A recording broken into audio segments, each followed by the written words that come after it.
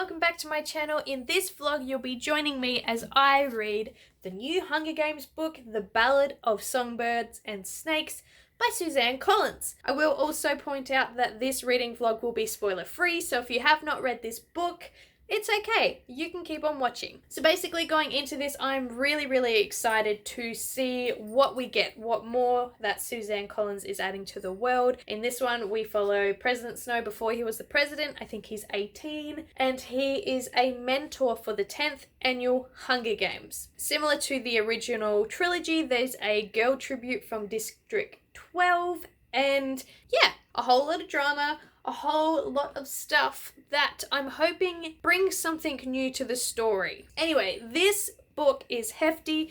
It's about 500 pages long, and I am really keen to get stuck into it. I will point out too that this vlog is starting on the 21st of May. This book did release yesterday, Wednesday, the 20th. It's very fresh, and I'm very excited. I am a little bit apprehensive though, because it is following President Snow, who is someone that I would not have chosen for a prequel story on, but then again, his point of view will probably give us more of a different variety of thoughts, feelings, manipulations, so I'm keen for that. So without further ado, let's start this vlog off. Let's get into all the feels.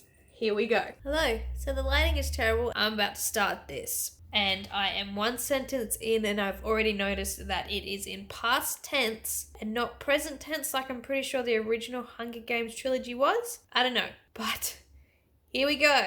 Let's do this. Let's get into it. I'm scared. I'm nervous. I'm gonna go read it and hopefully it's okay. Okay, so I should not have turned that off so fast because page 2, can we please shorten his name? Because Coriolanus, he needs a nickname. Can we just get back to calling him Snow or Cory or yeah, in my brain is not really working at the best of times today, and it's not working for that. Also, Tigress. She's here. We know her. We know her from the 3rd Hunger Games book, and she's already on the page and in a big way. I think I'm trying to keep this vlog spoiler free, but I just want to say it. Fuck it, we're on page 2, so it's not a spoiler. Bleep out the next words I'm about to say. Tigress is Snow's cousin? That already shook me. Okay, I'm now up to page 10, and it's definitely not the tone that we're used to. How do I put this? If you're picturing the Capitol in the movies with the crazy hairstyles and clothes and all of that, that's not the vibe we're getting at the moment, or that I'm getting at the moment reading this. Why did I say we? Because this is around the 10th annual Hunger Games, not the 74th where we first meet Katniss. So stuff hasn't gotten that crazy because you still have 64 years until that. So definitely a shift in tone to what we're used to with the original trilogy. Also, it's kind of weird because are we meant to like Snow?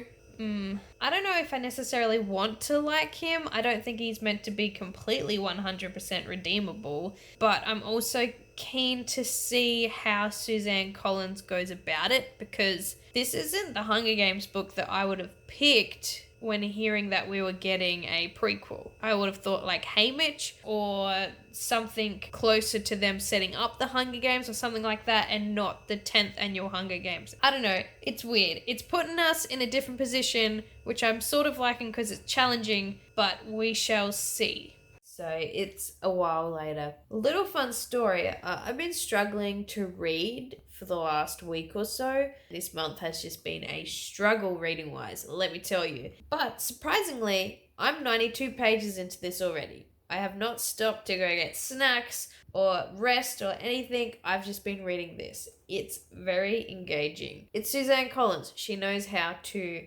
interest you. But I need to go cook dinner now, so I'm gonna leave it there. Like I said, it's good if you like Roman names and Greek names and like the old ancient names. You'll like this because they all have those type of names, which I like. That's just a little side note. I like that. But yeah, so far, so good. We've obviously met the girl as well, Lucy Gray, and her interacting with Snow. I'm just gonna continue to call him Snow because his name, no. It's not happening. And them interacting is interesting. There are definitely similarities to the Hunger Games, but the characters are also different enough that it doesn't just feel like a regurgitation of the first book. So I am grateful for that. Okay, time to go make dinner, and then I'll probably read some more because I don't think this is going to take me very long to finish. Hello and welcome to Friday night. I thought that I would jump on and give you a reading update before I just finish this whole damn book without updating you again. So, I'm currently on page 192, which is chapter 13, and damn, this is going by pretty fast. So there's 3 things that I want to briefly point out, and that is the first one being that Suzanne Collins has done a few little throwbacks to the original trilogy. There's one point where someone mentions an action or someone as likely to catch fire. Don't really need to explain that one. And then there's the whole thing with the odds and the Hunger Games, and basically the odds of you being alive. That's been in there a little bit because in this one, as we all know from reading the blurb, Snow is mentoring a District 12 girl, and the games are a different thing to what we know of them in the original trilogy. So there's been those nice little callbacks that are a nice, fan service. So that's been great. The second thing is that the last chapter, in chapter 12, was one of the first times that I got a glimpse of the President Snow that we know. And the last thing I just want to point out really briefly in this short little check-in is that there is this really interesting comparison going on between the capital kids and the district kids, and it's sort of like, here's humans and here's the animals. If you've read this book, you'll get that reference, but yeah, it's terrifying to read that they are getting compared in that way. But we sort of expected that going into this because it's the Hunger Games, and the whole premise of the Hunger Games is pretty fucked up, but we love to read it anyway. So in terms of characters, Lucy Gray is a nice touch. I like how she's shaping up as a character as well. She's got a few different sides to her. I'll leave it at that. She's not just a face. And there's also a new character called Dr. Ghoul, I think.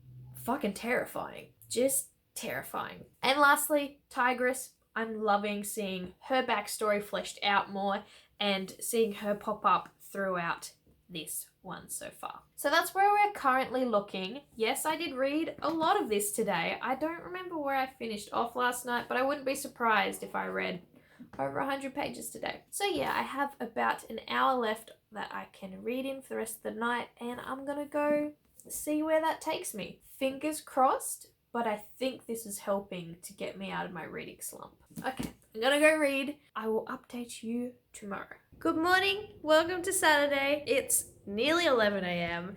and I have just a little brief update. So we're just gonna set you up right here and get to discussing. So I read a little bit more of this last night before I fell asleep on the couch, and I have just done a little bit more this morning. I am up to page 352 right there, and I feel like there's been a bit of a shift. So as you can see, I tabbed this page back here, which is page 243, which was a really interesting scene because I feel like it's Suzanne Collins diving into the human psyche, which she does so well in the original Hunger Games trilogy, and she's done it again on this page here. Basically, without spoiling anything, in this scene there are 2 people conversing back and forth, and there's been a little experiment done, and one of the characters is sort of saying why that experiment was done and what the lesson learned from that was. And their argument is the discussion on humankind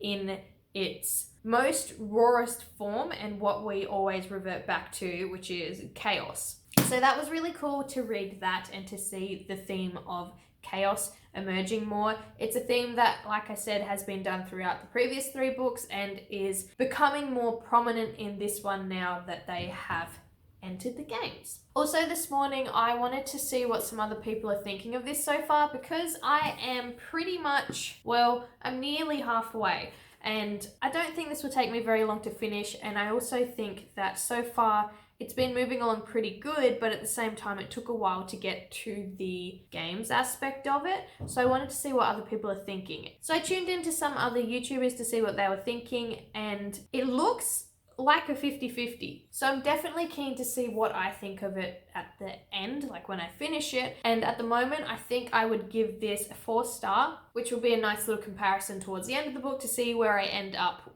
on the rating scale. I would also so far describe this book as more of a character dive rather than necessarily a plot-driven story. Like, I know the original Hunger Games were very, very plot heavy, and this one definitely has plot in it, but because it's from Snow's perspective, we're sort of seeing how he became who he is. So yeah, that's where we are currently at with this one on Saturday morning. I have the day off and I only have a few things to do. I go back to work tomorrow, so I'm expecting to read about 100 pages or so of this today. I don't have anything else on the cards, so I think that is quite doable. So here we go. Let's get back into it.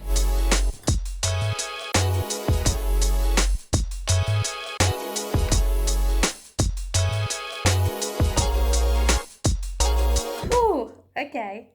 Update. The author's doing a really good job of that human versus animal comparison because a tribute has just died, which we expect because they're in the arena, and someone is interviewing the tribute's mentor, and the mentor is saying how the person was good and, was a protector, and how, they were actually a good human. And the interviewer says, oh, like a dog or something. A really good one. Wow. Just wow. Okay, so it's a little bit later on. Just laying on the couch, having a bit of a lazy day, reading more of this book, and I just hit part 3.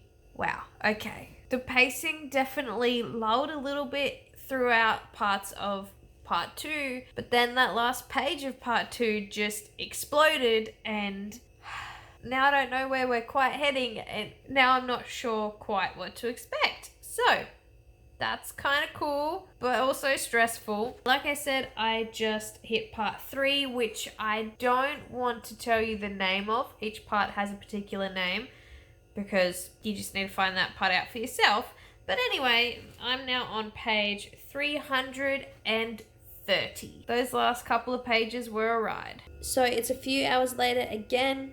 I've read some more of the book. It's still going along fine. It's just that part 3 was unexpected and a pretty big shift in where I thought events were going. They're now not going that way. Just directions everywhere. Anyway, what I popped on to talk to you about is that I actually feel like rewatching the first Hunger Games movie now. I'm still really liking the book, but reading it, seeing them being back into the games, and all of that, I think I'm going to rewatch it.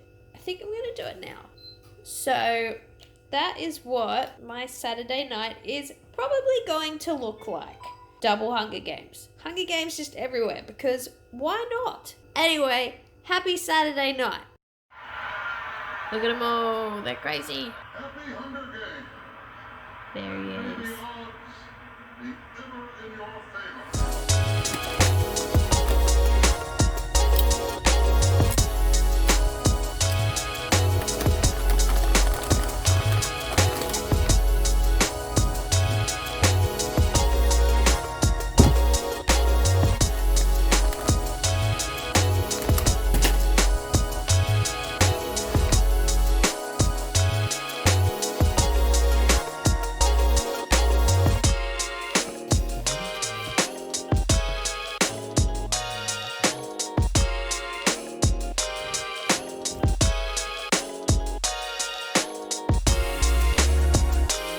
So we have reached the end of this video.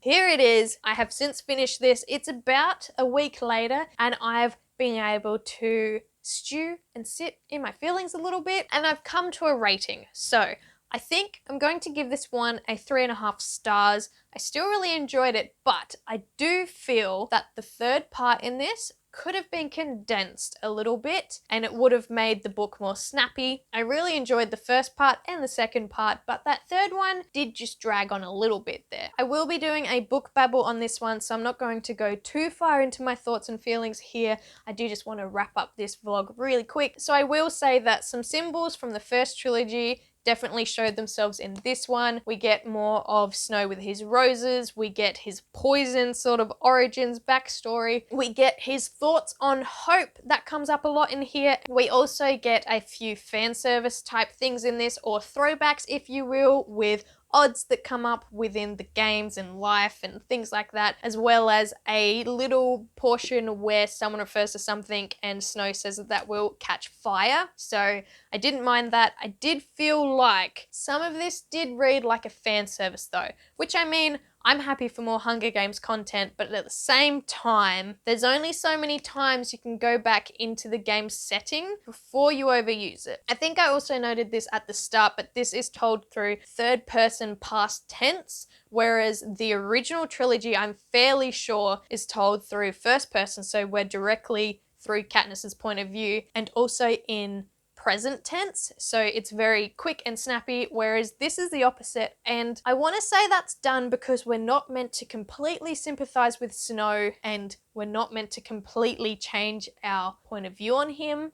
So I did appreciate that shift in perspective because I think it did help to differentiate between him and Katniss. And yeah, overall, there were some really, really cool parts in this. There were definitely some really good discussions in it, and I did enjoy it. So if you've made it this far in the video, thank you so much for watching. It means so very much. And if you are a fan of the Hunger Games book, I do encourage you to pick this up because it is building more on the world. We get to see more of the games before they are what we know them to be in Katniss's trilogy. And yeah, overall, a fun time. That third part, a little bit too drawn out, but still a good book. So that will be it for this video. Keep an eye out for that book babble, and I will see you in another one. Bye!